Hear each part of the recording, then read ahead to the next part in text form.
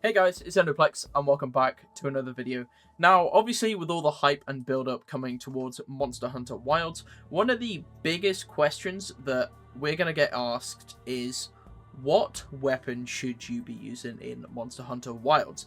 And now, obviously, every single weapon in Monster Hunter Wilds is definitely going to be feasible.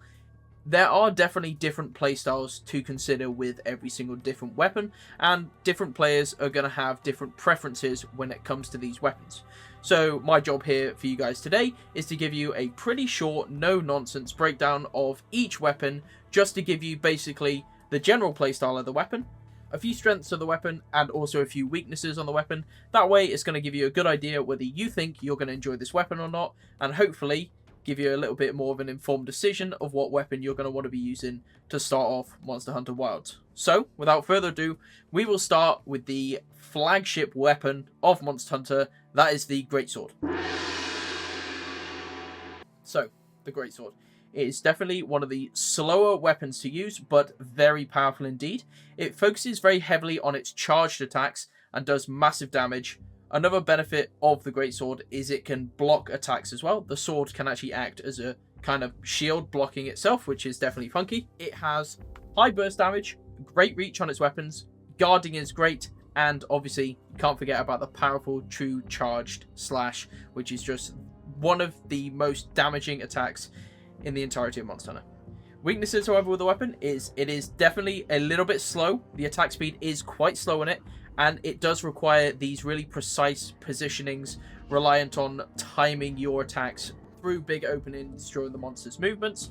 However, these precise positionings are going to be made a lot easier come Monster Hunter Wilds due to our new focus mode. I've spoken about that in a video before, but basically it's going to allow you to aim your attacks a little bit easier. So there's a Greatsword. Next up, we have another large sword. This time it is the Longsword. Playstyle with the Longsword is going to be an agile and fluid weapon with an emphasis of maintaining your spirit gauge to boost attack power.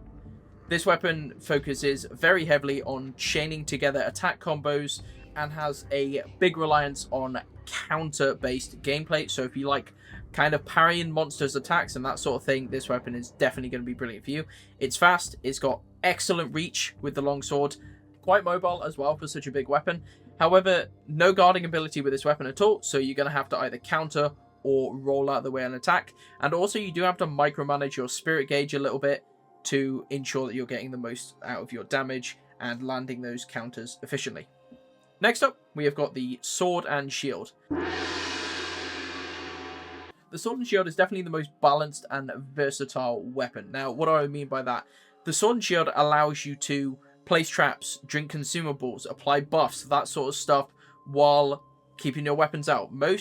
In fact, every other weapon in the game, you have to sheath your weapon to be able to drink a potion, or set down a trap, or craft up some more items. With a Sword and Shield, you can do this on the fly whenever you like. You're going to have quick attacks and quick dodges with the Sword and Shield, as well as the ability to guard smaller attacks with your shield. High mobility, fast attacking, can use blocks and items freely. It's definitely the most versatile weapon in Monster Hunter Wilds. However, it does generally have low raw damage. What I mean by this is the base damage of the weapons tend to be quite low. Short reach, and also it requires a more sustained DPS bursts rather than these big one-shots. So if you're not landing consistent attacks, you're definitely not going to be dealing as much damage. Next on our list, we have the Dual Blades. This is the fastest weapon in Monster Hunter Wilds. These have extremely fast attacks, able to slice and dice very quickly indeed, while allowing you to enter different frenzied modes called Demon Mode and Archdemon Mode, providing you increased attack power and attack speed. Strengths of this weapon are it has the highest attack speed and is also great for your elemental style builds. Due to the frequency of you attacking, you're going to be able to build up a lot of elemental damage very quickly. Say you want to put an enemy to sleep or paralyze it. Dual Blades are definitely going to be very efficient with this. They also provide fantastic mobility and the ability to dash rather than roll, which is just an excellent way to move out of the way of monsters and reposition yourself. Weaknesses with this weapon are there's no ability to guard with it, and this weapon does burn stamina very quickly, so you're going to have to manage your stamina by drinking stamina potions or other such effects. And also, they attack so fast, their base damage is definitely a little bit low, so you are reliant on these high DPS strains to get the good damage output out. Next up, we have one of my personal favourites, the hammer. The playstyle with the hammer, it is a super heavy weapon. However, it is actually relatively mobile for such a big, heavy, hard-hitting weapon. It does a lot of blunt damage, meaning your ability to knock out monsters is heavily increased, which is just fantastic. You knock out a monster and you get a massive attack window to deal loads of damage. High raw damage on these weapons. You can deal charge attacks and some relatively simple but very powerful combos. Weaknesses with the hammer, however, is there's no ability to guard. It does require you to be at a reasonably close range, and you are again reliant on dealing damage to the head to allow yourself to deal the most damage and to knock out monsters, which can be a little bit tricky when the monster's like 40 feet tall and you can't even reach its head anywhere near. So it can be a little bit difficult like that, but if you can hit the head with a hammer, you can get some insane damage and some crazy knockouts on the monster. Next, we have the hunting horn. Kind of similar in a way to the hammer by dealing a lot of blunt damage. However, the hunting horn allows you to bring these melodies into the battle that provide you and your teammates with some absolutely insane buffs, whether it be boosting your damage, health regeneration, defense. There's a multitude of buffs. It is definitely the team-based weapon of Monster Hunter. It can knock out monsters just like the hammer and is all around just a great support weapon. Some weaknesses, however, we don't again have any guard ability with this weapon, and you do have to learn a lot of your song combos. It was a little bit easier in Monster Hunter Rise, but memorizing these song combinations, these button inputs, to get the right song to provide you with that large damage boost or stuff like that is definitely a little bit of a skill ceiling. However, if you're able to master and memorize these, the hunting horn is almost unmatched in team viability. Next, we have the lance. This is our first super strong defensive-based weapon. It is a precise weapon using controlled thrust and counter abilities to deal its damage, allowing you to dodge. You do these little bunny hops from side to side rather than your general roll. It has insane guarding abilities, able to guard pretty much any attack in the game if set up correctly, and provides great opportunities to do counterattacks as well whilst blocking the monsters. Downsides with this, however, it is a great big heavy weapon and the shield is big and heavy, so naturally you have quite slow movement speed and relatively slow burst damage, and it can feel a little bit stiff perhaps, or a bit unfluid compared to some of the other weapons, but once you get, there is definitely a dance to be done with Lance, and once you get that down, it is a really super fun weapon. Next up, we have the Gunlance, which, as the name might suggest, it is a lance with a gun strapped on the end of it. So that's just crazy cool. It has super high defensive capabilities, just like the lance, but not quite as good. And also has the ability to shoot monsters in the face with giant explosions. What's not to like? You've got strong guarding abilities, explosive attacks that ignore monsters' defenses, special abilities like Wyvern Fire to deal massive burst damage. The Gunlance is definitely a super unique and interesting weapon.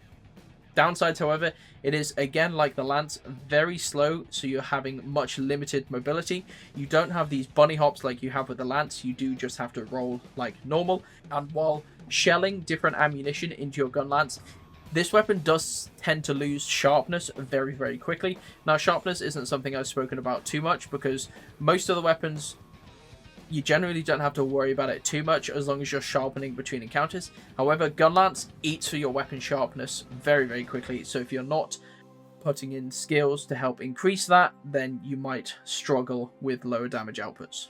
Next, we have our Switch Axe. This is going to be the first of our transforming weapons.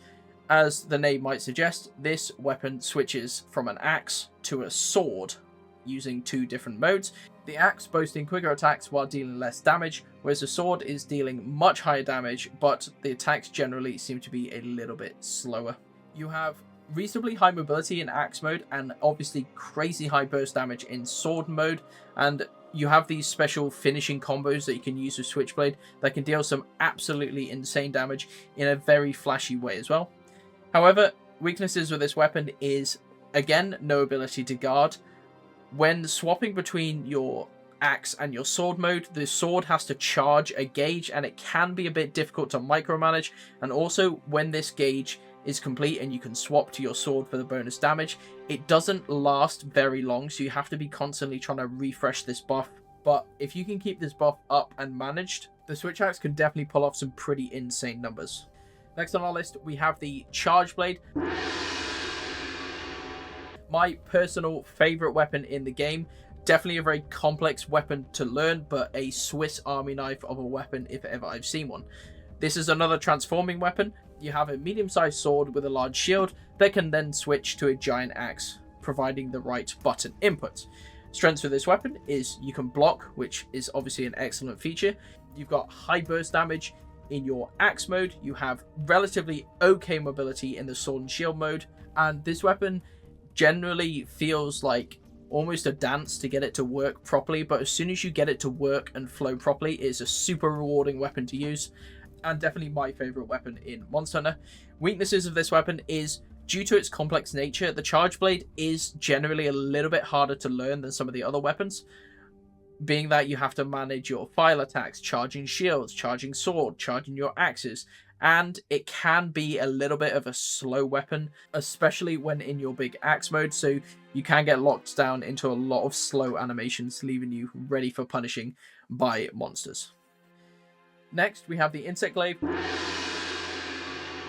which is our most aerial weapon in the game. It's a very agile weapon and also has a little insect called a kinsect on your arm that you can use to extract buffs from the monsters, giving you extra damage or defense or attack speed, that sort of thing. Strengths with this is you have excellent mobility with it.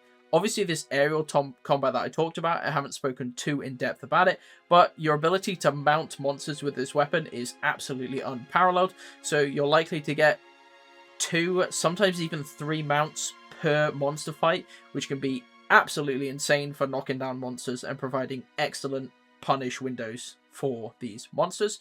And also, with your kinsect, you've got plenty of opportunity to apply buffs to yourself.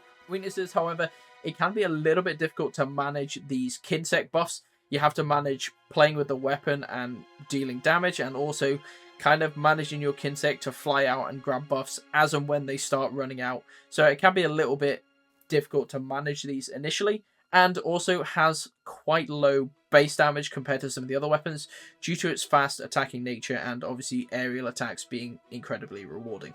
Next, we move on to our second category of weapons, so to say. We have our ranged weapons. First, we have the light bowgun, which is the more fast and mobile ranged weapon. Offers a variety of different ammo, whether you want to paralyze a monster or put it to sleep or just deal a heck of a lot of damage. Reasonably quick reload and excellent ability to apply status effects to monsters. However, it does have lower raw damage than the heavy bowgun, and also it has a reliance of you managing your ammo type, which can run out, so make sure you're hitting your target. Next, we have the aforementioned heavy bowgun. This is basically a higher power, slower variant of the light bowgun. You've got these access to powerful ammos, which allow you to sleep or paralyze the monsters, but the trade-off here is for dealing extra damage and having these special few extra moves like Wyvern Heart or Wyvern Snipe, you are going to lose a lot of the mobility and the ease of use that comes with the light bowgun. However, one feature that not a lot of people know about the heavy bowgun is you can actually block attacks with it, so that's quite a useful ability if you're in a pinch and you need to get yourself out of harm's way. And last but not least, we have the bow. This is a fast but heavily stamina-based range weapon that uses a lot of charged shots and special coatings to deal damage. So, like the bowguns mentioned before, you can put enemies to sleep or paralyze them with different elemental arrow coatings. And this weapon definitely boasts good sustained damage and great mobility with the bow.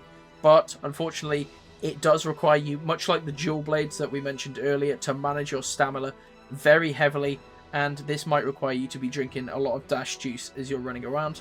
It deals a little bit less damage than the heavy bowgun as a ranged weapon, and also has a reliance on managing this ammo resource, which is a limited commodity. So make sure you're hitting your arrows. And that's going to be about it. A short, sweet, no-nonsense breakdown of all the 14 weapons we're going to be seeing in Monster Hunter Wilds. Let me know which weapon is your favourite and which weapon you're most excited to seeing. Obviously, with Monster Hunter Wilds coming out so soon, we do actually have the ability to carry 2 different weapons on the hunt, as we mentioned in a previous video.